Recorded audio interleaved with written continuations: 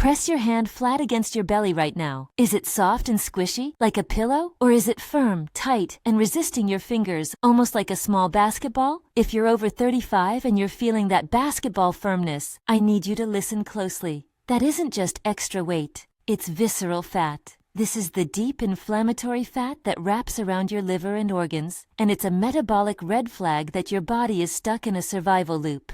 Now, if your first instinct is to lace up your sneakers and go for a grueling 3-mile run or join a high-intensity boot camp to burn it off, I'm here to tell you, stop. For a woman in perimenopause or menopause, that intense cardio might be the very thing keeping that belly fat locked in place. Today, I'm going to show you why walking, specifically Zone 2 walking, actually beats intense cardio for hormonal weight loss. I'll explain the cortisol trap that traditional exercise sets for women over 40, and I'll give you a simple 3-step visceral flush to turn your body from a fat store back into a fat burner. Here is the biological mismatch. Your body is a master of adaptation. In your 20s, a hard workout was a healthy stressor.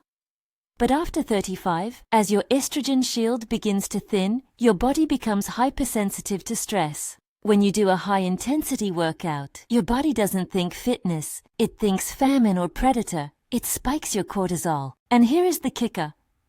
Cortisol and insulin are the architects of the hard belly.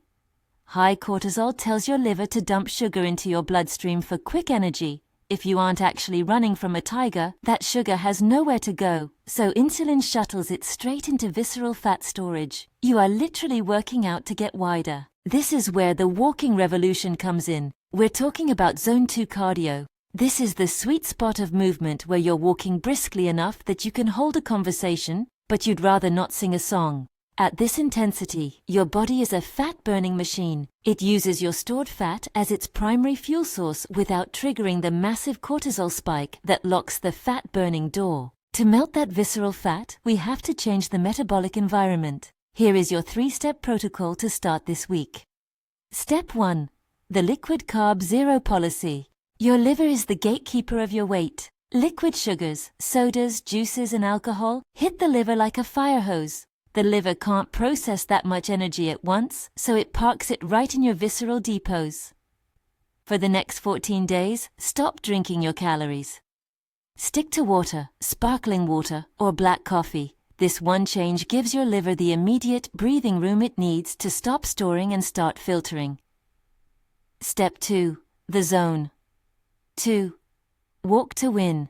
I want you to aim for 45 minutes of brisk walking 4 times a week. That's it. No sprints, no burpees, just steady rhythmic movement. If you can't do 45 minutes, break it into 2 20-minute walks. This isn't just steps. This is training your mitochondria to be metabolically flexible again. It's the slow, steady signal to your brain that the winter is over and it's safe to release the stored energy around your organs.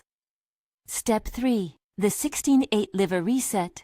To access that deep visceral fat, we have to empty the liver's sugar tank, glycogen. If you're constantly grazing, your insulin is always high and your body can never reach the fat stores. Try to create a 14 to 16-hour overnight fast. Finish dinner by 7 p.m. and don't eat again until 10 or 11 a.m. This gives your body a consistent window to tap into that hard fat for fuel while you sleep and move. Now, how do you know if it's working? Forget the scale for a moment. Use the press test we did at the start. The first sign of progress is softening. Your belly will start to feel less like a basketball and more like a pillow. That change in tissue texture means the visceral pressure is dropping and the inflammation is clearing out. You'll feel the softness in about 2 weeks, long before the measuring tape starts to move. Crunches won't fix this, liposuction won't reach it, and killing yourself in a spin class might actually make it worse. Your body after 35 doesn't need more stress. It needs a different signal. It needs the signal of safety, steady movement, and metabolic rest. Tell me in the comments, when you pressed your hand into your belly, was it a basketball or a pillow? Be honest. Let's start the conversation. If this helped you realize that you don't have to suffer to see results, hit the like button and share this with a friend who is exhausted from too much cardio. Subscribe for our next deep dive, where we're going to talk about the master mineral for stress, and why the magnesium you're taking right now might be the reason you're still craving sugar and waking up at 3 a.m. Take your first walk tomorrow. Your liver and your waistline will thank you. I'll see you in the next video.